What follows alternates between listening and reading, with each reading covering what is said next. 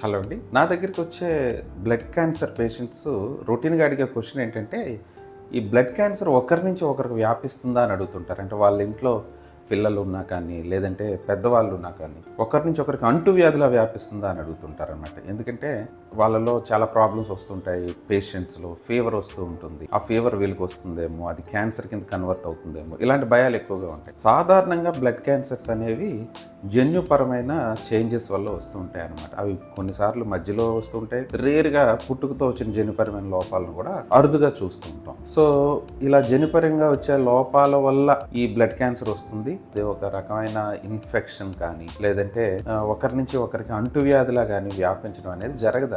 So for example పేషెంట్తో మనం తిరిగినా కానీ, వాళ్ళకి సేవలు చేసినా కానీ, వాళ్ళతో పక్కన కూర్చుని ఆహారం తిన్నా కానీ, వాళ్ళ రూమ్లో మనం నిద్రించినా కానీ, సో ఇలాంటివి చేసినా కూడా ఒకరి నుంచి ఒకరికి వ్యాపించదు అనమాట. ఇంకో క్వశ్చన్ ఏంటంటే, ఇది మా ఫ్యామిలీస్లో రన్ అవుతూ ఉంటుందా, పెద్దవాళ్ళ నుంచి చిన్నవాళ్ళకి మాకు పుట్టే పిల్లలకి వస్తుందా అని అడుగుతుంటారు. ఇది 99% ఆఫ్ ద సిచ్యువేషన్లో ఇలా వచ్చే అవకాశం ఉండదన్నమాట.